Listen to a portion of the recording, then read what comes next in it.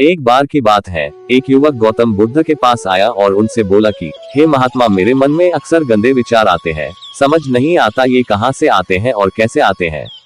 मैं नहीं चाहता कि मेरे मन में गंदे विचार आए, पर मेरे मन में हमेशा काम वासना के विचार चलते रहते हैं और मैं इनके बारे में सोच सोच कर बहुत परेशान हूँ। मेरी ऊर्जा और समय ये सब सोचने में ही नष्ट हो जाता है और इन सब विचारों की वजह से मैं कभी भी शांत नहीं रह पाता और मैं हमेशा ही स्त्रियों को देखकर मोहित हो जाता हूँ। अपने आप को रोक ही नहीं पाता। उसकी बातों को सुनकर बुद्ध मुस्कुराए और उन्होंने उस युवक से पूछा, क्या तुम्हें पता है ये कामवासना होती क्या है? उस युवक ने उत्तर दिया कि आचार्य, मैं ये तो नहीं जानता कि कामवासना होती क्या है, पर हाँ, ये जो भी है बहुत बुरी चीज है। फिर बुद्ध ने उस युवक से कहा कि सबसे पहले तो तुम्हें ये समझना है कि प्राकृतिक रूप से जो भी चीज हमारे अंदर है वह बुरी नहीं है। हमारे जीवन में उसकी कुछ ना कुछ जरूरत होती है। वासना कोई बुरी बात नहीं है, ये तो हमारे मन की एक भावना है जो हमें किसी ना किसी चीज की कमी का एहसास करवाती है और फिर हम उस चीज को पाने के लिए उसकी तरफ आकर्षित हो जाते हैं। मान लो अगर तुम्हारे पास धन की कमी है तो तुम में धन पाने की वासना उत्पन्न हो जाएगी। तो वासना कुछ और नहीं, बस एक प्रकार की कमी है जो कि एक प्रकार की जरूरत का एहसास है। और जब ये जरूरत शारीरिक हो तो हम इसे कामवासना का नाम देते हैं। युवक ने गौतम बुद्ध को कहा कि बुद्ध, मुझे कामवासना का मतलब तो समझ में आ गया, पर आप मुझे ये बताइए कि यह कहाँ से आती है और कैसे आती है। गौतम बुद्ध ने कहा कि कामवासना कहीं से आती नहीं है, ये तो हमारे अंदर ही होती है और इसका होना तो जरूरी भी है, तभी तो मानव जाति का विस्तार होगा। युवक ने कहा, जब ये हमारे अंदर ही है और जरूरी भी है तो फिर लोग इसे गलत क्यों बोलते हैं? बुद्ध ने कहा कि यही तो समस्या है, लोगों ने कामवासना को गलत तरीके से सोच लिया है, इसे छिपाने की या दबाने की कोशिश करते हैं। कामवासना गलत नहीं है, बल्कि कामवासना का गलत तरीके से प्रयोग करना गलत बात है। बुद्ध ने आगे कहा कि लोग जिससे प्रेम करते हैं बस उसी के लिए जीने लग जाते हैं, उसे पाना ही अपना लक्ष्य बना लेते हैं और उसी के बारे में हमेशा सोचते रहते हैं। पर यह सब गलत है। बुद्ध ने उस युवक से कहा, क्या तुम्हें पता है जानवरों में भी काम वासना होती है? युवक ने उत्तर दिया, हाँ बुद्ध, जानवरों में भी काम वासना होती है, क्योंकि जानवर भी तो आखिर अपनी पीढ़ी को आगे बढ़ाएंगे। बुद्ध ने कहा, तो फिर हम जानवरों की काम वासना को गलत क्यों नहीं कहते? युवक ने कहा, मुझे नहीं पता महात्मा, आप ही मुझे बताइए। गौतम बुद्ध ने कहा कि जानवर अपनी कामवासना का प्रयोग आनंद प्राप्ति के लिए नहीं करते, वह तो सिर्फ संतान उत्पन्न करने के लिए कामवासना का उपयोग करते हैं। जानवरों को प्रकृति ने इतनी समझ नहीं दी कि वह कामवासना को अपने सुख का आधार बना सके, जबकि मनुष्य अपनी समझ के बलबूते पर प्रकृति में पाई जाने वाली प्रत्येक वस्तु को अपने सुख के लिए प्रयोग करता है। हम इंसानों ने ही कामवासना को अपने सुख का साधन बना लिया है, जबकि प्रकृति ने तो हमें अपने वंश को आगे बढ़ाने के लिए दिया था। लेकिन इंसानों ने इसे अपने जीवन का परम लक्ष्य बना रखा है और इस तरह से कामवासना का बेलगाम हो जाना गलत है। युवक ने पूछा, महात्मा जी, ये काम वासना हम पर हावी क्यों होती है, क्यों ये बेलगाम हो जाती है?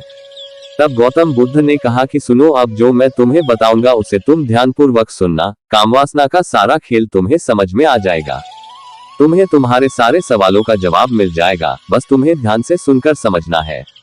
फिर गौतम बुद्ध युवक को बताना शुरू करते हैं। एक बार की बात है, एक आश्रम में गुरु और उनके शिष्य रहा करते थे और वे रोजाना आश्रम के बाहर स्थित गांव में भिक्षा लेने के लिए जाते थे। उस आश्रम का एक शिष्य जिस गांव में भिक्षा लेने जाता था, उस रास्ते में एक नदी पड़ती थी जिसे वह शिष्य रोज पार कर गांव से भिक्षा लेकर आता था।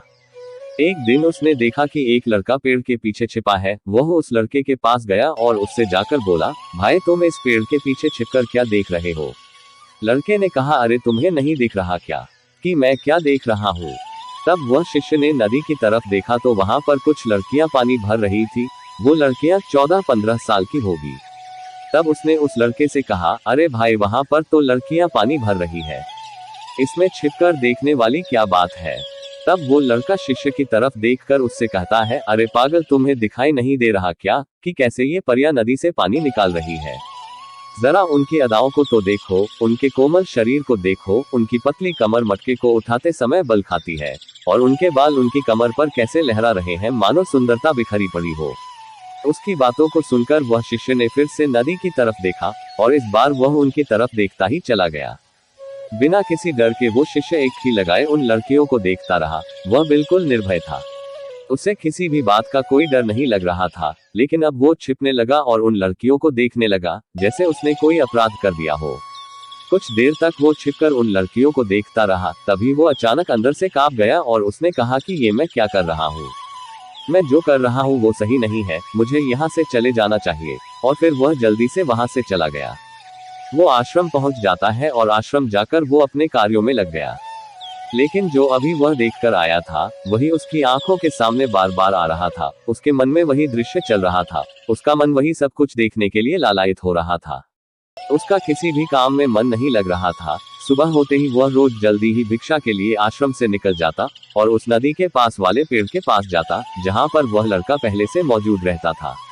अब वो दोनों साथ मिलकर लड़कियों को छुप छुप कर देखते थे। अब वह रोज ऐसा करने लग गया, यह उसके रोज का काम हो गया था। अब उस शिष्य का मन किसी भी काम में नहीं लगता था। वो हमेशा ही किसी ना किसी प्रकार के विचारों में उलझा रहता। वो आश्रम के कार्यों को भी ठीक ढंग से नहीं कर रहा था। ना वो ठीक से सो पाता था और ना ही वो ठीक से खाना खा पाता था। उसका मन हमेशा बेचैन रहने लगा था। उसका मन बार बार उन लड़कियों के सौंदर्य को देखने के लिए लालायित रहता था। जब गुरु दीक्षा देते थे तब भी उसका मन उन्हीं विचारों में खोया रहता था। गुरु ने अपने शिष्य की इन हरकतों को भांप लिया था। तब एक दिन गुरु ने उस शिष्य को अपने पास बुलाया और कहा कि आज से मैं भी तुम्हारे साथ भिक्षा मांगने चलूंगा। तुम और मैं साथ साथ भिक्षा मांगने चलेंगे। गुरु की यह बातें सुनकर शिष्य ने उन्हें मना करते हुए बोला, नहीं गुरुदेव, आप परेशान क्यों हो रहे हैं, मैं अकेला ही ठीक से भिक्षा मांग सकता हूँ। गुरु ने शिष्य से कहा कि ठीक है, तुम अकेले ही भिक्षा मांगने जाओ। शिष्य ने गुरु को प्रणाम करके वहां से भिक्षा मांगने के लिए निकल गया। शिष्य के जाने के बाद गुरु भी आश्रम से निकल गए और उस शिष्य का पीछा करने लगे कि वो कहाँ जाता है, किससे मिलता है। ये सब देखने के लिए उसके पीछे पीछे चलने लगे। थोड़ी दूर जाने के बाद गुरु ने देखा कि उनका शिष्य एक लड़के के साथ एक पेड़ के पीछे अपराधी की तरह छिपा हुआ है और छिपकर कुछ देख रहा था। गुरु भी अपने शिष्य के पीछे जाकर खड़े हो गए कि आखिर उनका शिष्य क्या देख रहा है, जिसे देखने के लिए वो पेड़ के पीछे अपराधियों की तरह छिपा पड़ा है। गुरु ने देखा कि उनका शिष्य पेड़ के पीछे छुपकर लड़कियों को देख रहा था, जो कि नदी से पानी भर रही थी। तभी गुरु ने शिष्य को कहा कि तुम क्या देख रहे हो। अपने गुरु की आवाज सुनकर वह घबरा गया और उसके पसीने छूटने लगे। वह थर थर कांपने लगा, जैसे किसी ने चोर को चोरी करते समय रंगे हाथों पकड़ लिया हो। उसकी हालत खराब हो गई, वो कुछ भी नहीं बोल पा रहा था। गुरु और शिष्य को देखकर दूसरा लड़का भाग निकला। शिष्य इतना घबरा गया था कि उसके मुंह से कुछ टूटे फूटे शब्द ही बाहर निकल रहे थे। वो अपने गुरु से नजर भी नहीं मिला पा रहा था। गुरु ने शिष्य की तरफ देखा और कहा कि मेरा शिष्य तो निर्भय था, उसे तो किसी भी चीज का डर नहीं था, लेकिन ये क्या, तुम तो डर के मारे कांप रहे हो। शिष्य ने हाथ जोड़ते हुए गुरु से कहा कि मुझे माफ कर दे गुरुदेव, मेरा इसमें कोई दोष नहीं है। उस लड़के ने मुझे बहका दिया था, लेकिन आपसे मैं वादा करता हूँ कि आज के बाद मैं ऐसा कभी दोबारा नहीं करूंगा। मुझे माफ कर दे गुरुदेव। गुरु ने शिष्य से कहा कि कोई बात नहीं, पर इस बात का तुम ध्यान रखना कि हम जैसी संगति करते हैं वैसा ही फल हमें प्राप्त होता है।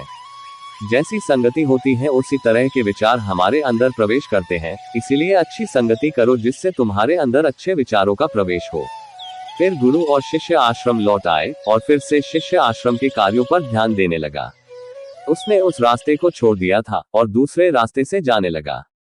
अब वो अपने काम को ध्यान से करता, लेकिन धीरे धीरे उसके अंदर क्रोध उत्पन्न हो गया और फिर वो दूसरे साथियों पर क्रोध करने लगा। अब वो और भी बेचैन रहने लग गया। ना ही वो सही समय पर भोजन करता था और ना ही वो ठीक से ध्यान लगा पाता।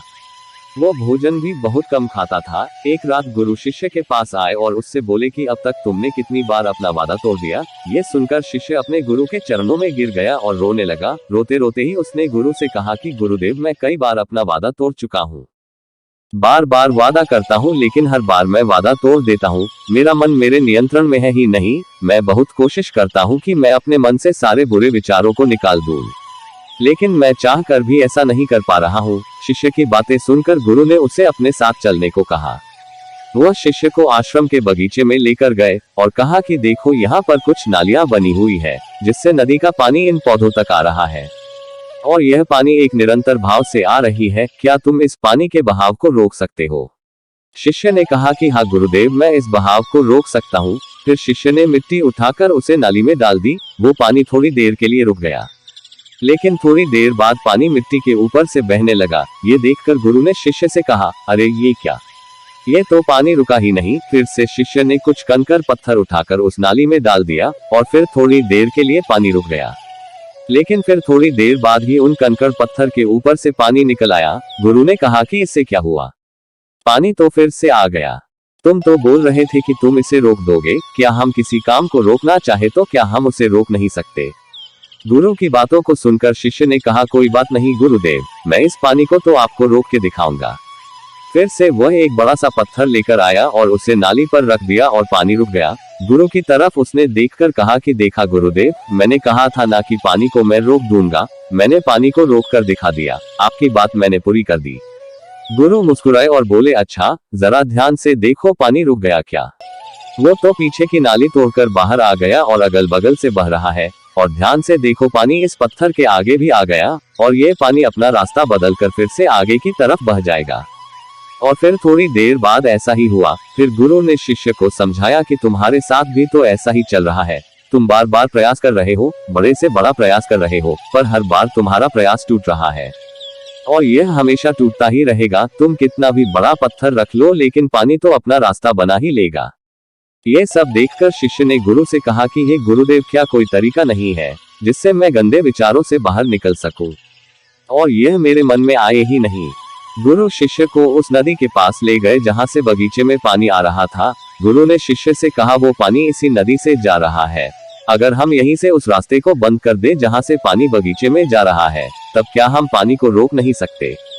शिष्य ने गुरु की बातों को समझते हुए कहा कि हाँ गुरुदेव, अवश्य ऐसा हो सकता है।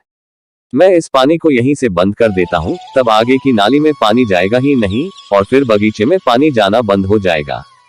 फिर से शिष्य ने नदी से जाने वाले रास्ते को बहुत मेहनत करके पत्थर और मिट्टी डालकर बंद कर दिया और गुरु से कहा कि गुरुदेव, मैंने पानी को बंद कर दिया है, अब ये पानी बगीचे में जाएगा ही नहीं। तब गुरु ने कहा, अगर पानी बगीचे में नहीं जाएगा तो पेड़ पौधों को पानी कहाँ से मिलेगा? उन पेड़ पौधों को तो पानी की आवश्यकता है और उन पेड़ पौधों में कुछ पेड़ पौधे तो ऐसे हैं जिनको रोज पानी की आवश्यकता है। वह तो मुरझाकर मर ही जाएंगे, उनका क्या होगा? पानी तो हमें खोलना ही होगा। शिष्य ने गुरु की बात सुनकर वापस नदी से जाने वाले पानी का रास्ता खोल दिया। तब गुरु ने शिष्य से पूछा कि अगर हम इस नदी के पूरे पानी को बगीचे की तरफ मोड़ दे तो क्या होगा? शिष्य ने जवाब दिया कि गुरुदेव, वहां पर जितने भी पेड़ पौधे हैं वो गलकर नष्ट हो जाएंगे, वहां पर कुछ नहीं बचेगा। फिर गुरु मुस्कुराए और बोले, तुम इस बात को समझो कि हमें किसी भी चीज को रोकना नहीं है, बस हमें हमेशा संतुलन बनाए रखना है। कम पानी से भी पौधे नष्ट होते हैं और ज्यादा पानी से भी पौधे नष्ट होते हैं। हमारा जीवन संतुलन से ही चलता है। गुरु ने शिष्य से कहा कि अगर मैं तुम्हें कहूं कि तुम आम के बारे में मत सोचो, तो तुम्हारे मन में सबसे पहले किसका चित्र आएगा? शिष्य ने कहा कि गुरुदेव, मेरे मन में तो पहला चित्र आम का ही आएगा। गुरु ने कहा कि जब हम गंदे विचारों को जबरदस्ती रोकने का प्रयास करते हैं तो वह और मजबूती के साथ हमारे अंदर प्रवेश करते हैं और हमारे अंदर उठते हैं। इसीलिए हमें उन्हें कभी भी दबाने की कोशिश नहीं करनी चाहिए। फिर गुरु ने शिष्य को देखते हुए कहा कि हमारे गंदे विचार बुरे लोगों की संगति करने की वजह से भी आते हैं। कई बार क्या होता है कि कामुकता हमारे अंदर होती नहीं है, लेकिन कुछ अश्लील लोगों के साथ रहने की वजह से ये हमारे अंदर हावी हो जाती है। शिष्य गुरु की बातों को समझ गया था। उसने कहा कि गुरुदेव, आप सही कह रहे हैं, मैं अपने मार्ग से भटक गया था। फिर वो शिष्य उस रात बहुत ही चैन की नींद सोया। सुबह अपने कार्यों को पूरे मन से किया और फिर सुबह वो भिक्षा लेने के लिए उसी रास्ते से गया जहां वह लड़का आज भी पेड़ के पीछे छुपकर उन लड़कियों को देख रहा था। वो शिष्य नदी पर गया जहां वह लड़कियां पानी भर रही थी। उसने उन लड़कियों से पानी मांगा। उनमें से एक लड़की ने उसे पानी पिलाया और उस सन्यासी शिष्य के चरण छुए। शिष्य ने उसे आशीर्वाद दिया कि तुम्हारा कल्याण हो, जिससे उसका मन सकारात्मक ऊर्जा से भर गया। उसके चेहरे पर मुस्कान आ गई थी, जैसे कि उसे कुछ खोया हुआ वापस मिल गया हो। वह वापस अपने रास्ते से जाने लगा। तभी पीछे से वह लड़का आ गया जो पेड़ के पीछे छुपा हुआ था। वह शिष्य के पास आया और बोला कि क्या बात है, आज तो तुमने नजदीक से दर्शन कर लिए, तुम तो मुझसे भी आगे निकल गए। तब शिष्य ने कहा कि हम हमेशा दूसरे के दर्शन करने में ही व्यस्त रहते हैं, अपने दर्शन कर ही नहीं पाते। तुम कब तक इस पेड़ के पीछे छुपते रहोगे? किसी को पसंद कर लो और उससे बोल दो, अगर वो भी तुम्हें पसंद करती है तो शादी कर लो, पर उससे पहले तुम कुछ बन जाओ। अपने आप को पहचान लो, ऐसे अपना समय बर्बाद मत करो। उस शिष्य की बातों को सुनकर वह लड़का इतना प्रभावित हुआ कि वह रोज उससे मिलने लगा और उस लड़के ने नदी पर जाना छोड़ दिया। अब वो लड़का अपने जीवन में कुछ बनने के लिए संघर्ष करने लगा। तो दोस्तों, आपने देखा संगति का असर क्या होता है। अपनी संगति बदलो, अपने विचार बदलो। बुद्ध ने युवक से पूछा कि क्या तुम्हें तुम्हारे सारे सवालों का जवाब मिल गया। तब युवक ने कहा कि हाँ महात्मा जी, आपका बहुत बहुत धन्यवाद। तब गौतम बुद्ध ने युवक से कहा कि जब तुम्हारे मन में गंदे विचार आए तब तुम अपने आप को दोषी मत मानो। ये शरीर है और यह सब इसने हजारों वर्षों से यही सीखा है। एक केवल तुम्हारे सोच लेने से, शपथ लेने से ये टूटने वाला है नहीं। लेकिन तुम्हारे पास वो शक्ति है, वो ऊर्जा है जिसका तुम्हें संतुलन करना होगा। तुम एक जीवित ऊर्जा हो जो कुछ भी अनुभव करने के लिए स्वतंत्र है, जो निर्माण करने के लिए स्वतंत्र है। इसीलिए तुम अपने आप को पहचानो। ये बोलकर गौतम बुद्ध मौन हो गए और वो युवक वहां से चला गया। हमारे मन में गंदे विचार क्यों आते हैं? हम नहीं चाहते पर फिर भी हमारे मन में गंदे विचार आते रहते हैं। ऐसा इसलिए क्योंकि मन ही हमारा सबसे बड़ा दोस्त है और मन ही हमारा सबसे बड़ा शत्रु है। जब हम अपने मन के हिसाब से चलते हैं तो मन हमें भटका देता है, और जब हम मन को संतुलित कर लेते हैं तो हम अपनी जिंदगी में सब कुछ कर लेते हैं। हम हमारे मन में आने वाले गंदे विचारों को रोकने की कोशिश करते हैं, पर जितना हम रोकते हैं उतने यह विचार हमारे अंदर प्रवेश करते जाते हैं। आप जिस चीज से जितना दूर भागोगे उतना ही वह चीज आपको अपने पास बुलाएगी। इसलिए उस चीज से भागो मत, उस पर संतुलन कायम करो।